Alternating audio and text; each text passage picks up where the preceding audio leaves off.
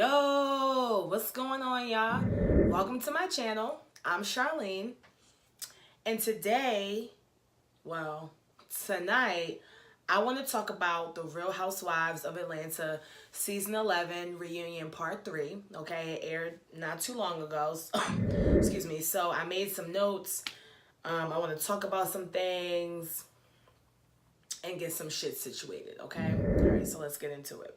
So the episode opens up with Andy, Nene, and Portia discussing the whole debacle that took place in Nene's closet, okay? Portia is basically saying that, girl, you was being very aggressive. You were pulling me out, pushing me, tussling with the security, with the cameramen. And it came out today that it wasn't just the cameraman that Nene ripped the shirt. Portia was saying that another camera guy was attacked, and so much so that he chipped and or broke his tooth. So Nene was definitely on one, you know what I mean? So regardless on whether, she hurt someone, the fact that it was so many people involved and so many people that had some type of physical interaction with Nene shows that, Nene was off one. Nene was, upset. One thing that I really didn't like, though, is how Nene immediately began to deflect and began to play the victim. And I feel like when Nene knows that she's wrong, and when Nene knows that she didn't handle things as well as she should have handled them, I sincerely think that she gets defensive and she tries to deflect and play the victim and, push the issue off of her, when in all actuality, you just need to own up to your bullshit. But she never does. And she ended up saying that, whatever, it's fine, it's not a big deal, I was having a breakdown, whatever. But as I will get into later on in this video, you didn't give that same courtesy to Portia. Well, actually, we're going to get right into that. So immediately after they were talking about Nene putting her hands on different people and etc., they immediately went into the clips, the flashback clips of Nene basically schooling Portia and telling Portia, you can't put your hands on people and you can't do this and you can't do that. And Nene was basically saying, she had a breakdown, even though she was giving good advice, which I agree with. You can give somebody good advice and not walk, according to the advice that you're giving. Is it as effective? No, it's not effective if you're telling somebody to do something, but you're over here doing the complete opposite of what you're saying. But she is absolutely right. Just because I give advice doesn't mean it wasn't right. You know what I mean? And she was saying that, during that time when she put her hands on people, she was having a breakdown, and then it flashes back to when Nene was telling Portia, oh, you can't put your hands on people, yeah, I might have choked somebody out, but did you see it on camera, etc., etc. And I feel like, yeah, Nene, you might have been having a breakdown, but Portia was having a breakdown during that time as well. She was going through a divorce. She was transitioning careers, transitioning homes. And in the midst of all of that, she had somebody antagonizing her, pointing objects in her face. So, you're not the only one that goes through breakdowns and then retaliates in a certain manner. And I thought it was hilarious how Nene's like, oh, I don't recall that. I don't recall, whatever. And then they flash back to the scene of you, telling Portia what you told her. But nonetheless, Nene, I think you should kind of tread lightly on the advice that you tried to give people, because it isn't as effective if you're giving advice and you're not walking by the advice that you're giving others. It's kind of ineffective. So, that's that. Portia was saying, oh, you pushed me so hard, my belt fell off. And, there were clips and audio of people like Marlo and Candy saying things like, oh, don't touch her, she's pregnant, don't push her, whatever. Honestly, we'll never know. you know, between what Nene says, between what Candy and Portia says, and between the editing, you know, we'll never know what fully happens. But what I will say is that as I was watching the reunion and they showed that flashback clip, when Portia was walking out of the closet, I don't know if y'all caught that, but when she was walking out of the closet, she was smiling. She was fixing her belt. I will say that. So I don't know if it came off or not, but Portia was fixing her belt, and I will say that. But along with her fixing her belt, she was walking out of the closet smiling and grinning. And that doesn't seem like somebody who's pregnant and was so attacked and, you know, you felt so scared and this, that, and the third. So, you know, if you were really that scared, you wouldn't be crying and I mean, I'm sorry, not crying. You wouldn't be walking out the closet smiling and grinning and things like that. You would walk out pissed. So I don't know if y'all caught that, but I definitely caught that. And Portia was smiling as she exited that closet. So girls, not being dramatic. Either you was attacked and you feel scared, or you smiling and you grinning and you having a good time. I don't know which one it is. You know, again, you know, Portia brought out the fact that Nene, you attacked not one but two cameramen. You know, you physically, whether you aggressively put your hands on Portia, you touched Portia, you touched Candy. And we didn't know that. We didn't know that until this reunion. We thought it was just the one cameraman that you ripped his shirt. But apparently some dude went to a hospital and got his goddamn teeth was chipped, you know, was taken out. I mean, come on, Nene. Like, you know, I think that everybody in this scenario was just being dramatic. Nene, own up to your shit. Portia, stop being fucking dramatic. Yeah, you're pregnant, but girl, please. You know, you thick as a motherfucking house. Stop acting like your body can't take and go through. You know, people kill me. You know, they get pregnant one goddamn time, and it's just like, you know, you gotta patent and cushion everything. I mean, girl, relax. It's not that serious. I just thought the editing was hilarious. You know, Housewives does a good job of that. They edit and chop and slice and dice scenes and put them together, which I think is hilarious. I was cracking up the whole time.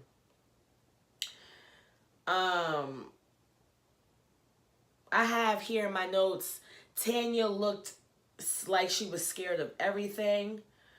Oh, Tanya also made comments in reference to the closet situation, and Tanya was actually saying, you know, oh, you know, I felt scared, you know, oh, I was scared, I was intimidated. It's like, Tanya, girl, you from Canada, like, you look like you're scared and intimidated by everything. So your opinion is really null and void at this point. So, you know, Nene didn't own up to anything. She didn't own up to anything as far as the closet's concerned. Nene rarely owns up to anything. You know what I mean? Nene is an attention craver. She's an attention grabber. And, you know, the minute she loves attention, but the attention that she wants. And the minute that she's getting attention that she feels like, you know, she doesn't deserve or whatever, you know, it goes haywire. So, you know, I just think that Nene needs to work on being mature and excuse me, and owning up to the things that she does. So, excuse me, I've been drinking, y'all. I just came back from dinner. I had some Cabernet Sauvignon Blanc, and I'm a little tipsy. I got the hiccups, and you know, so excuse me. So the scene kind of moves. The episode moves on, and Portia and Candy start talking about their relationship and how they are back cool, which, you know, it's not a big surprise to me. You know, Portia didn't, you know, fuck Candy's husband. Portia didn't, you know, steal money out her pocket. Portia didn't hurt any of Candy's children. And yeah, at the time, you know, the things that Portia was involved in concerning Candy had the potential to be damaging to Candy's career, but it wasn't. So I think, you know, it's only logical, and I think, you know, it is what it is. They've patched it up. They move forward. Good for them. Then the scene moves on, and they start talking about Cynthia's new man. You know, I think personally he looks like a dinosaur, but they start moving on.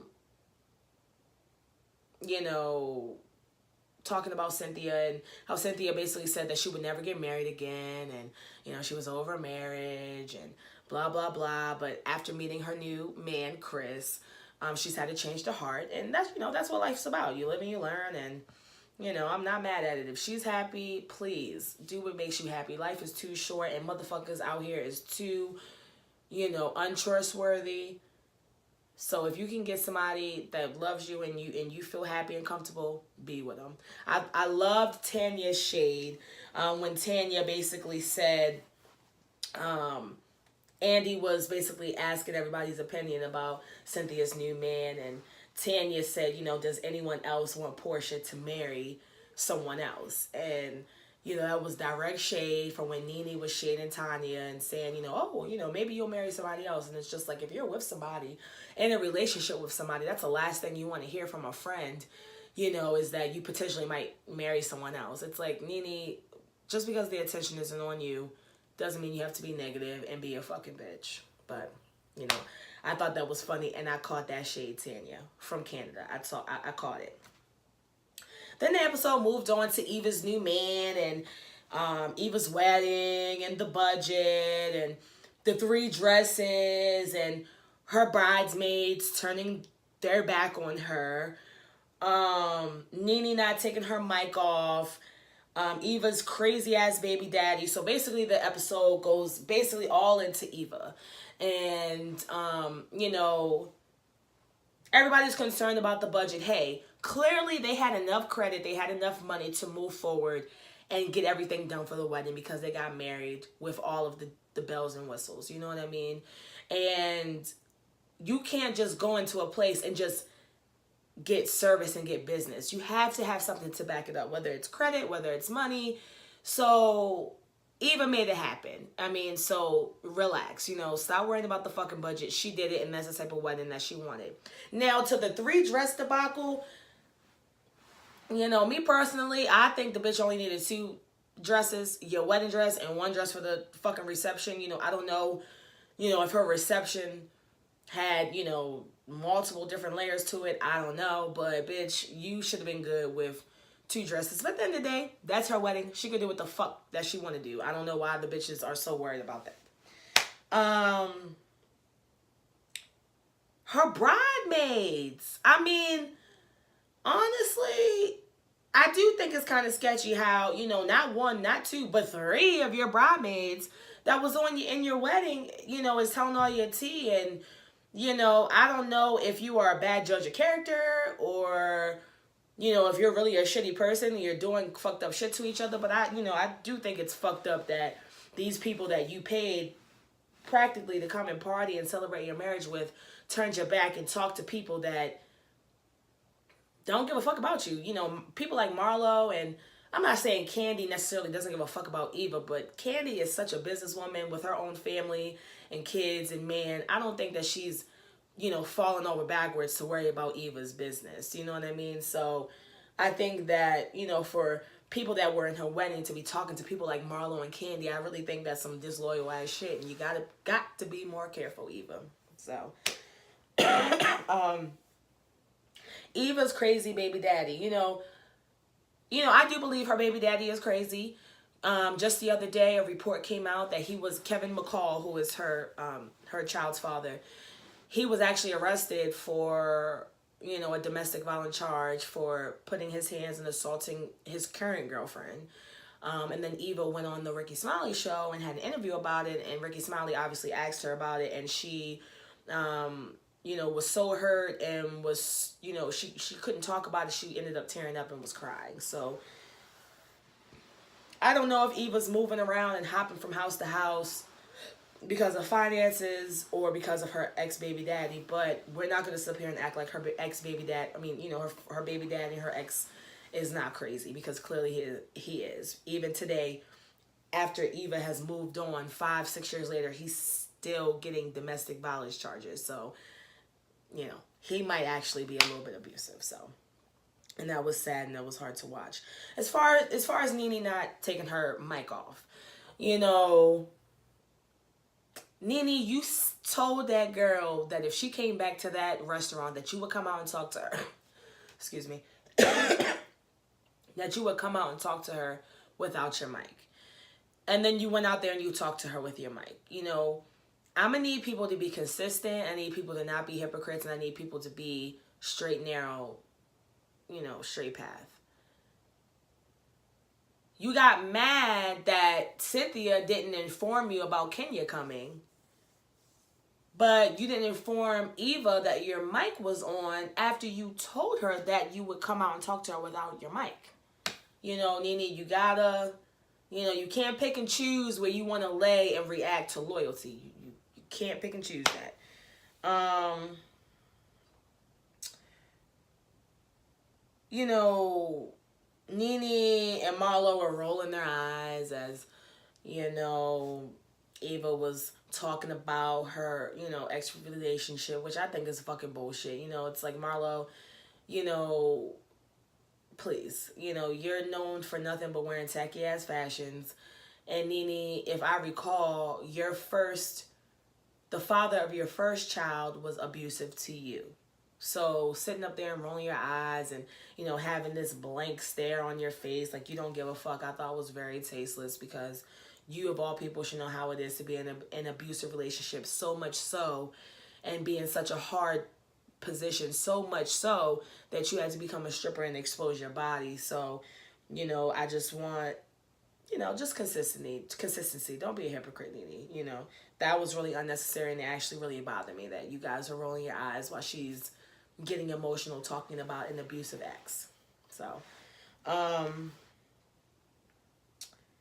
Marlo said that Eva's a liar, and it's just something about Eva that she just can't get with. And what I will say, you know, Eva's a Scorpio.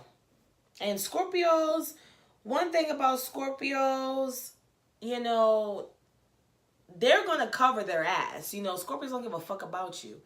You know, and I can see a Scorpio fronting and putting on face, and, you know, that's how they do. You know, when they get behind closed doors, they're going to lash the fuck out. But in the public, you know, they are going to put on face and act like everything's cool and act like they're so strong and they got it together. So, you know, I don't know if Eva's a liar, but I do understand what Marlo's saying. You know, hey, she just seems like she's not genuine.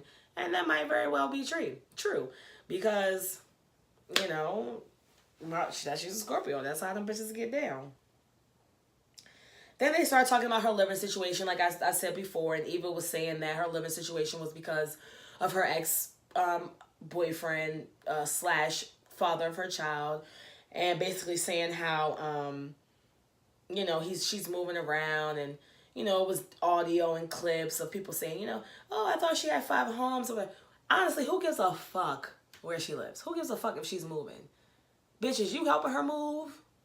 Is you paying her first security deposit and her last month? Are you doing that? No. So why does it matter so much? I mean, I genuinely don't understand it. Who gives a fuck where Eva's living at? Y'all bitches supposed to be so fabulous, living in these fabulous houses. Who gives a fuck about the next bitch and where she living at? That's just me. Kenya coming to Cynthia's party. Me personally, I feel like Nene, you was being dramatic.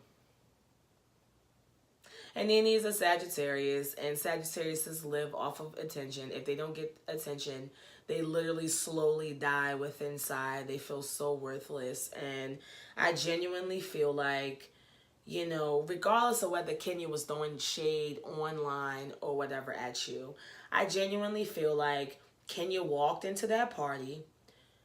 The cameras went to Kenya. Cynthia went to Kenya. Even Portia, and they were like arch enemies. Portia went to Kenya.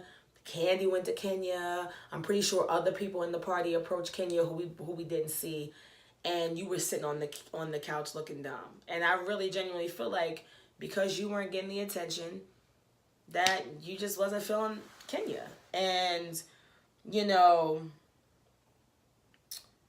I think it's bullshit how you're like, oh, you know, Kenya, she ignored me, blah, blah, blah. Yeah, she ignored you because you're a shitty ass bitch.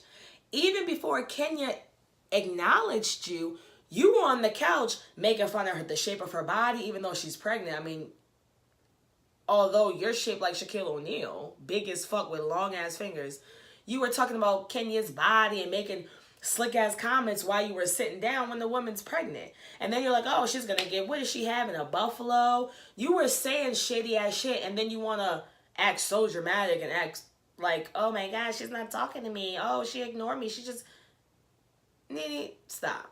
I think Nene, like I said in my other video, I think Nene is highly entertaining, but I am good on Nene, bitch. I'm good on you. Then the conversation moved, and Nene, she made a valid point. She said that when Nene was going to invite the girl Ivana or Yvonnya or whatever her name is from Clark, Atlanta, who had beef with Eva, Cynthia made it a point to, you know, say to Nene, hey, you know, if you're going to invite this girl, make sure you let Eva know. And then Nene's basically saying, you know, if you're going to ask me to inform Eva about a girl coming, then I don't understand how you don't understand how I wanted you to come to me and inform me that Kenya was coming. Honestly, I feel like Cynthia has high respect for Nene. And I don't think that she did it maliciously. I just think it's really sad that whether she knew or whether she didn't, let's say she knew. Cynthia knew she was coming and she just didn't tell Nene. I think it's very sad that, you know, your personality and the aura that you give off is so whatever that your friends don't even feel comfortable with telling you. You know, Cynthia ain't got nothing to hide. Y'all used to talk every day. So if Cynthia knew Kenya was coming and planned this and did all these things behind your back, I think it's really sad that Cynthia didn't feel comfortable enough to come to you. You know, bitch, lighten up. Be a good friend and be an approachable person. Like, you're already tall and big as fuck. Like, you know, have some couth about yourself. I don't know. You know, I don't know if Cynthia knew that Kenya was coming or not. I really don't care. I don't think that Cynthia, if she did invite Kenya without her knowing, I really genuinely don't think that that Cynthia was doing it to get at Nene. I think if she did know and she didn't tell Nene, it was only because she was intimidated and scared and didn't know how Nene would react. So she's like, fuck it, I'm just going to invite both of them. And if they come, hopefully they just don't fight and we can just move on. You know what I mean? So that's what I genuinely think.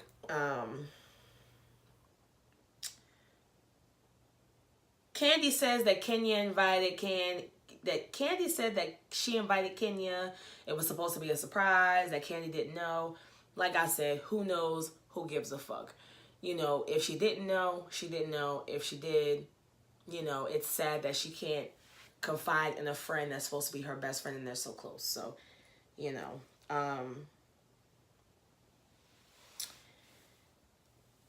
Nene and Cynthia, you know, continue to go back and forth, and Nene didn't want to answer a question, and then because Nene didn't want to answer the question, Cynthia didn't want to answer the question, and because whatever, it was just so immature. It was just so immature. It's like, come on, ladies, you guys are in your 40s/50s. Get it together. It is never even that deep, and it will never be that deep. Excuse me. You know, Nene, you know, quoted towards the end of the episode, you know, everybody's against me, you know, everybody wants to have an argument with me, everybody blah, blah, blah, and it's just like, girl, stop flattering yourself. Girl, you do crazy shit, you say slick ass shit, and you're getting caught out on it. It's not ganging up, it's not because people want to have problems with you. Shamar didn't have problems with Nene, you know, and even though you portrayed Eva and had that conversation, you know, with your Michael, and Eva still was defending you during the reunion, you know, and even in Portia as well was defending you, especially defending Nene, especially with the Kenya situation. So I'm sorry, y'all, I'm tired. So, you know, Nene saying, you know, oh, everybody's against me. It's like, sis, shut the fuck up. You got caught up in some shit and now you're trying to play victim. Relax. Me personally, you know, I think Cynthia's just tired of that friendship. I think Cynthia, you know, I think she tried to make it work. She tried to do everything, but she's like, hey, if I can't make it work, if I can't whatever, it is not that serious and I can move on without this friendship with Nene. And I think that's really sad. You know, just like Portia said, I hope that they can reconcile and get back to the friendship that they had, because Greg has referenced Cynthia as a sister. Nene has said that Cynthia and her have talked for hours and hours every single day. So I would like to see them be friends again. But if not, hey, it is what it is. People grow apart from each other. Trust me, I know.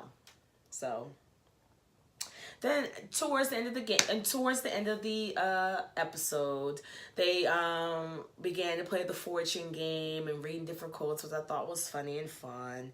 And then the episode closes out with Portia doing a prayer. The girl that didn't even know that the Underground Railroad was an invisible railroad. At the end of the day, it was a human railroad. It wasn't an actual railroad. Chucking down the motherfucking street, mad fucking loud, with some black smoke coming out the top of the train, and it's supposed to be taking, slaves to freedom. Come on, sis. So, whatever. The episode ended up with Portia saying a prayer. Whew, I'm exhausted, y'all. It's like 1 o'clock. It's like, what time is it? Almost 2 o'clock in the morning. But, the episode ended out with Portia saying a prayer. And, whatever. So, that's Real Housewives of Atlanta, season 11, done. I'm curious to see what the fuck they're going to do for the next season. Season 12, I'm curious. I think they need to keep everybody that's there now. I think they need to demote Shamari to a Marlo type character, because I like Shamari. I want Shamari to stay. I like Shamari. She brings like a rawness and a realness that I like. So I like Shamari, but I don't think that she has enough drama to stay on the show. I think Eva Ass need to stay. And everybody can stay. Everybody can stay. But what I think they need to do is demote Shamari, keep everybody else the way that they are, bring back Phaedra, and bring back Kenya. I think it would be fucking epic. Okay? I think that Kenya and Phaedra it would be nice to see the dynamic and nice to see how things will go along now that Phaedra is the single mom and Phaedra is divorced and her baby daddy is in jail, and you made fun of Kenya and called her a whore and said that her eggs were scrambled and all this, and now she has a man. I don't know if they're married yet, but she has a man. And Portia, not Portia, and Phaedra, you paid for that wedding with Apollo anyway, so don't flatter yourself like, oh, a man actually asked me to marry him. Like, bitch, no, you asked Apollo to marry him, and you paid for the wedding, so that doesn't count.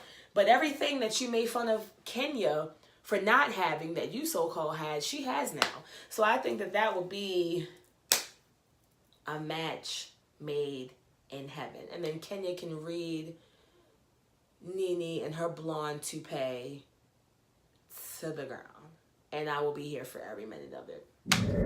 So that's my commentary on the Real Housewives of Atlanta season 11 reunion closeout. Thank you so much for viewing my video and coming to my channel. Before you exit though, I really need you to hit that subscribe button, hit the like button, comment, and share this video, because trust me, I have a lot more to say. Okay. Deuces.